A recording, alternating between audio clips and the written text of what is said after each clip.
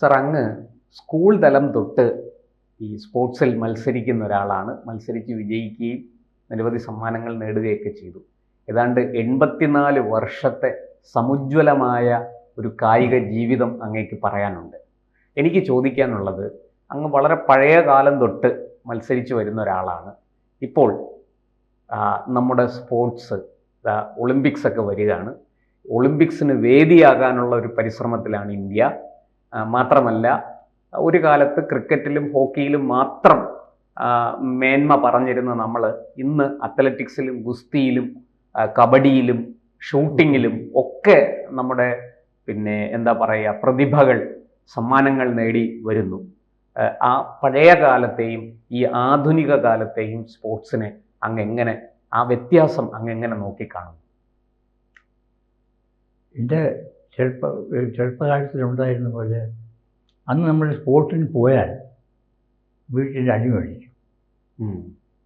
നിങ്ങൾക്കൊക്കെ അറിയാമായിരിക്കും. നമ്മൾ ഈ സ്പോർട്സ് എന്ന് പറഞ്ഞാൽ എന്തോ നമ്മൾ കുടുംബക്കാർക്ക് അല്ലെങ്കിൽ വീട്ടുകാർക്കൊക്കെ വലിയ ബുദ്ധിമുട്ട്. അവർക്ക് പഠിക്കണം എന്നുള്ളതായിരുന്നു. പഠിച്ചൊരു ജോലി നേടണം, വലിയ ആളാവണം. അല്ലാതെ ആരോഗ്യത്തിനെ പറ്റി അന്നറിയില്ലായിരുന്നു. പക്ഷെ കാലങ്ങൾ മാറി വരുമ്പോൾ ഏകദേശം എനിക്കൊരു 14 വയസ്സായ സമയത്ത് എനിക്ക് തന്നെ മനസ്സിലായി എന്തൊക്കെ മാറ്റങ്ങൾ സംഭവിക്കുന്നു. ആ മാറ്റങ്ങളനുസരിച്ച് നമ്മൾ മാറിക്കൊണ്ടിരിക്കുകയായിരുന്നു. മാറി എല്ലാ ദിവസങ്ങളും നമുക്ക് അത് ചെയ്തില്ലെങ്കിൽ ബുദ്ധിമുട്ടുണ്ടാക്കുന്നില്ല. ഓടുക, ചാടുക, അല്ലെങ്കിൽ എന്തെങ്കിലും ചെയ്യുക, കളിക്കുക, വോളിബോളോ ബാസ്കറ്റ് ബോളോ അല്ലെങ്കിൽ ഫുട്ബോൾ കളിച്ചില്ലെങ്കിൽ ബുദ്ധിമുട്ടുണ്ടാക്കുന്നു. അത് കാലക്രമേണ ഈ നമ്മുടെ കുടുംബത്തിലെ അംഗങ്ങൾക്കും അല്ലെങ്കിൽ അച്ഛനമ്മമാർക്കും അവർക്കും അത് തോന്നി, ഈ കുട്ടിക്ക് പഠിത്തം മാത്രം പോരാ, ആരോഗ്യം കൂടെ വേണം, കായിക രംഗത്ത് വേണം എന്നുള്ള തോന്നലുണ്ടായി. അനുസൃതമായാണ് നമ്മൾ ഈ സ്പോർട്സിൻ്റെ ഗതികൾ മുൻപോട്ട് പോയിക്കൊണ്ടിരിക്കുന്നത്. അതിനുശേഷം സർക്കാർ, അതായത് ഗവൺമെൻറ് ഓഫ് ഇന്ത്യ അല്ലെങ്കിൽ ഗവൺമെൻറ്, നമ്മുടെ സംസ്ഥാന ഗവൺമെൻറ് ഒരു കാര്യത്തിലും സ്പോർട്സിന് പണ്ടുണ്ടായിരുന്ന കൊടുത്തിരുന്ന ഒരു പ്രാധാന്യം കൊടുക്കാതെയായി. പണ്ട് കൊടുത്തിരുന്നു.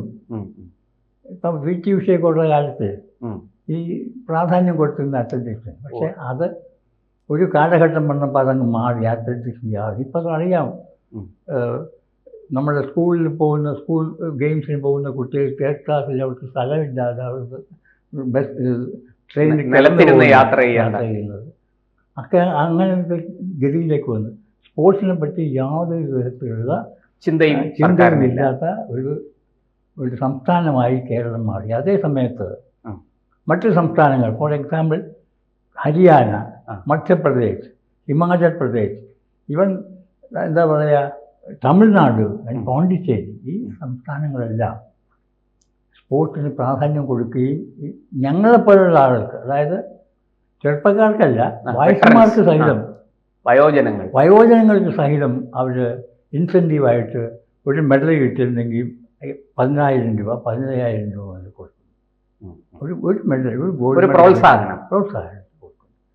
അതേസമയത്ത് നമ്മുടെ കേരളത്തിലോ സംസ്ഥാനത്ത് മെഡൽ മാത്രമല്ല, നമ്മൾ പോയി പറഞ്ഞാൽ നമ്മളെ ഒരു പുച്ഛിച്ച് തള്ളുന്നൊരു ഭാഗമാണ്. അപമാനിക്കും. എന്ത് സ്പോർട്സ് നിങ്ങൾക്ക് എന്തെന്ന് കാര്യം ആ ചോദ്യമാണ് ചോദിക്കുന്നത്. നമുക്ക് ക്ഷീണമാണ് ഉണ്ടാകുന്നത്. നമുക്ക് അഭിമാനത്തോട് പോകുന്ന ഒരാൾക്ക് നിരാശയോട് തിരിച്ചു വരുന്നൊരു ഗതിയാണ് ഗവൺമെൻറ് ഈ നാട്ടിലുണ്ടാകുന്നത്, പ്രത്യേകിച്ച് കേരളത്തിൽ. അപ്പം ഞാൻ ഇതൊക്കെ ചെയ്യുന്നു എന്നുള്ളത് ഞാൻ ഗവൺമെൻറ് ഓഫ് ഇന്ത്യ കേരളത്തിൽ ഇതുവരെ ചോദിച്ചിട്ടില്ല. ചോദിച്ചാൽ നമുക്ക് കിട്ടത്തില്ല. പിന്നെ അഭിമാനത്തിൻ്റെ ഗവൺമെൻറ് ഓഫ് ഇന്ത്യയോ അത് ഞാൻ പറയാൻ പോകുന്നത് അത് തന്നെയാണ്.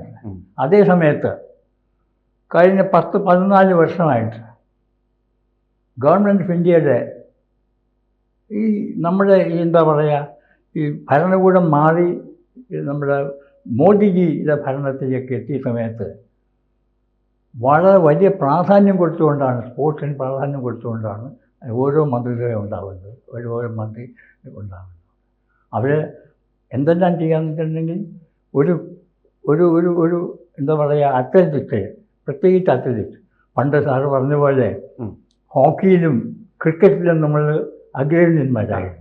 അതേസമയം ഫുട്ബോളിലും അത്ലറ്റിക്സിലും ഒന്നും നമ്മുടെ പേരെ കേൾക്കാനില്ല. ഒരു PT ഉഷ വേണ്ടി വന്നു നമ്മുടെ പേര് അത്ലറ്റിക്സ്. അത്രയേ ഉള്ളൂ. PT ഉഷ വേണ്ടി വന്നു. PT ഉഷ, മിൽഖാ സിംഗ്. മിൽഖാ സിംഗും PT ഉഷയാണ് നമുക്ക് അത്ലറ്റിക്സ് എന്ന് പറഞ്ഞാൽ എന്താണെന്ന് ഭാരതത്തിന് മനസ്സിലാക്കി കൊടുത്തത്. അതിനുശേഷം പല ആളുകളും വന്നിട്ടുണ്ട്. പക്ഷേ അല്ലാതെ അറിഞ്ഞിരുന്ന ധ്യാൻചന്ദിനെയും അതുപോലെയുള്ള ആളുകളെയും നമ്മൾ അറിഞ്ഞിട്ടുള്ളൂ. കപിൽ ദേവ്, ക്രിക്കറ്റിലെ കപിൽ ദേവ്, ഗവാസ്കർ, ഇത്ര ആളുകൾ പ്രഗത്ഭന്മാരായ കളിക്കാർ. അതിനുശേഷം ഉണ്ടാകുന്ന കാലമാണിത്. ഇവിടെ നിന്ന് മിൽഖാ സിംഗിനോടുകൂടെ അത്ലറ്റിക്സിലേക്ക് ഭാരതം കടന്ന് അത് ഇങ്ങനെ കൊണ്ടുപോയി. പക്ഷെ അന്നേരം അദ്ദേഹത്തിനൊന്നും പ്രാധാന്യമൊന്നും കൊടുത്തിട്ടില്ല. പട്ടാളക്കാരനായതുകൊണ്ടാണ് അദ്ദേഹം അതൊക്കെ ചെയ്തത്. സർവീസിൽ ഇരുന്നുകൊണ്ടാണ് അദ്ദേഹത്തിന് കഴിച്ചത്. ഇതേ സമയം സെയിം തിങ്ങാണ് ഞാൻ പറയുന്നത്. ഞാനും സർവീസിൽ നിന്നുകൊണ്ടാണ് എനിക്ക് ചെയ്യാൻ കഴിഞ്ഞതല്ല. അല്ലെങ്കിൽ ഇതൊന്നും നടക്കില്ല. അപ്പോൾ അതുകൊണ്ട് ആ കാലഘട്ടം കഴിഞ്ഞ് സർക്കാർ മാറി സ്പോർട്സുമായി ബന്ധമുള്ള ആളുകൾ വന്നു. സ്പോർട്സ് എന്താണെന്നും കായിക രംഗത്തിന് വേണ്ടി എന്തെല്ലാം ചെയ്യാൻ കഴിയുമെന്നും കായിക രംഗത്തിലുള്ള ആളുകൾക്ക് എന്തെല്ലാം സൗകര്യങ്ങൾ ചെയ്യാൻ കൊടുക്കാമെന്നും ഒക്കെ പഠിച്ചതിന് ശേഷമായിരിക്കണം നമ്മുടെ മഹാനായ മോദിജി ഭരണം ഏറ്റെടുത്തതെന്ന് എനിക്ക് തോന്നുന്നത്. അദ്ദേഹത്തിന് ഈ ആധുനിക സാങ്കേതിക വിദ്യ സ്പോർട്സ് രംഗത്തേക്ക് കൊണ്ടുവരുന്നതിൽ ഗവൺമെന്റ് ഓഫ് ഇന്ത്യക്ക് അവർ വിജയിച്ചു എന്ന് നമുക്ക് പറയാമോ? ഷുവറായിട്ടും പറയാം. ആധുനികമായിട്ടുള്ള എല്ലാ സംഗതികളും ടെക്നോളജിയുടെ വ്യത്യാസത്തിനനുസരിച്ച് ഇന്ന് ആധുനിക പരിശീലന കേന്ദ്രങ്ങളുണ്ട് നമുക്കിവിടെ. ആധുനികമായ എല്ലാ സൗകര്യങ്ങളും ഉണ്ട്. അല്ല പറ്റിയില്ല എങ്കിൽ ഗവൺമെന്റ് ഓഫ് ഇന്ത്യ ഈ അത്ലറ്റ്സിനെ വെളിയിലായിട്ട് പഠിപ്പിക്കുന്നു. വിദേശത്തേക്ക് പരിശീലനം അതിനുള്ള സഹകരണ ചെലവും കൊടുത്ത് അയക്കുന്നത്.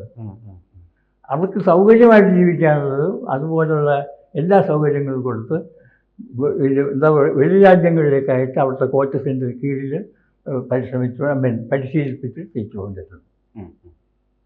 എന്തായാലും അതിൻ്റെ എക്സാമ്പിളാണല്ലോ നമ്മുടെ നീരജ് ചോപ്രയൊക്കെ കാണിക്കുന്നത്. അല്ല, ഷൂട്ടിംഗ്, ഗുസ്തിയിലും ഗുസ്തി, അത്ലറ്റിക്സ്, ഇനി ഒന്നും കൂടെ ഉണ്ട്, ഹോക്കി ഓഫ് കോഴ്സ്. ഫുട്ബോളിന് ഒട്ടും പ്രാധാന്യമില്ലാതെ, ഫുട്ബോളും വോളിബോളിനും പ്രാധാന്യമില്ലാതെ ഇപ്പോൾ പക്ഷെ അതൊക്കെ കയറി വരുന്നു. അവർക്ക് ഒരു അക്കാഡമി ഉണ്ടാക്കുന്നു, ഓരോ സ്ഥലങ്ങളിലും അക്കാഡമി ഉണ്ടാക്കുന്നു. അവർക്ക് വേണ്ട പരിശീലനം കൊടുക്കാനുള്ള മിടുക്കന്മാരായ കോച്ചസിന് ഗവൺമെന്റ് ഓഫ് ഇന്ത്യ ചെയ്യുന്നു. ഒട്ടും നമുക്ക് സ്വാധീനമില്ലായിരുന്ന മേഖലയാണ് ബാഡ്മിന്റൺ, അതുപോലെ തന്നെ ബാസ്കറ്റ്, ഇങ്ങനെ പല മേഖലകളിലും ടേബിൾ ടെന്നീസ് എല്ലാം ഇപ്പം പറഞ്ഞു വരികയാണെങ്കിൽ ഏകദേശം 21 ഐറ്റംസ് ഇതിന് പ്രത്യേക സൗകര്യങ്ങൾ ഉണ്ടാക്കി കൊടുക്കുകയാണ് സർക്കാർ. എല്ലാ ഗെയിംസിനും ഉണ്ട് ഇപ്പോൾ പ്രാധാന്യം കൊടുക്കുന്നുണ്ട്. അല്ലാണ്ട് ഒരു പ്രത്യേകിച്ച് മാറ്റി നിർത്തുകയല്ല. ഏതെല്ലാം ഗെയിമിനും നമ്മുടെ ആളുകളുണ്ട്, ഭാരതത്തിൽ നിന്നുണ്ട്. അവർക്കെല്ലാവർക്കും അതിനനുസൃതമായ പരിശീലനം കൊടുക്കാനും സാമ്പത്തിക ഭദ്രത ഉണ്ടാക്കാനും ഗവൺമെൻറ് ഓഫ് ഇന്ത്യ ശ്രമിക്കുന്നുണ്ട്, നടക്കുന്നുണ്ട്, ഇപ്പോൾ നടന്നുകൊണ്ടിരിക്കുകയാണ്. ഇനി കൂടുതലായിട്ട് നടക്കുമെന്നാണ് ഞാൻ പ്രതീക്ഷിക്കുന്നത്. എല്ലാ സൗകര്യങ്ങളും ഉണ്ടാവും. ഇങ്ങനെ പോയി നമ്മൾ സമീപഭാവിയിൽ തന്നെ വരാൻ പോകുന്നത് അല്ലെങ്കിൽ അതിൻ്റെ അടുത്തത് ഒളിമ്പിക്സിൽ നമുക്ക് ആതിഥേയത്വം വഹിക്കാൻ സാധിക്കും എന്ന് തന്നെയാണ് അങ്ങയുടെയും പ്രതീക്ഷ. തീർച്ചയായിട്ടും എനിക്ക് കാണാൻ കഴിയില്ല എന്ന് എനിക്കറിയാം ഒളിമ്പിക്സ്. പക്ഷേ അങ്ങനെ പറയാൻ കഴിയില്ല. ഇല്ല സാർ, അത് നമുക്ക് അങ്ങനെ ഒന്നും പോകാൻ പറ്റില്ലല്ലോ. 1934 വരുന്നത്. ആ സമയത്ത് തീർച്ചയായിട്ടും ഈ നിലയിൽ പോവുകയാണെങ്കിൽ ഏകദേശം ഒരു 30-40 ഗോൾഡ് മെഡലുള്ള സൗകര്യങ്ങൾ നമുക്കുണ്ടാവും ഒളിമ്പിക്സിൽ ഉണ്ടാവും. മാത്രമല്ല ഇന്ത്യയിൽ ഒളിമ്പിക്സ് അരങ്ങേറും. ഈ നാട്ടിൽ നമ്മുടെ ഭാരതത്തിൽ ഒളിമ്പിക്സ് അരങ്ങേറുക എന്ന് പറഞ്ഞിട്ടുണ്ടെങ്കിൽ അത് തന്നെ ഒരു പ്രധാനപ്പെട്ട സംഗതിയാണ്. ലോകം ഉറ്റുനോക്കുന്നതാണ്. അത് നടക്കുന്നത് ഏറ്റവും ഗംഭീരമായ രീതിയിൽ നടത്താൻ കഴിയുന്ന ഒരു സർക്കാരായിരിക്കും അന്ന് ഉണ്ടാകുന്നത്. ഇപ്പോഴേ പരിശ്രമിച്ചുകൊണ്ടിരിക്കുന്ന ആൾ മറ്റു രാജ്യങ്ങളെ പോലെ ആയില്ല. ജനങ്ങൾ അതിനുവേണ്ടി ശരിക്കും പരിശ്രമം നടത്തും. ഇപ്പോഴേ തുടങ്ങിയിരിക്കുകയാണ്.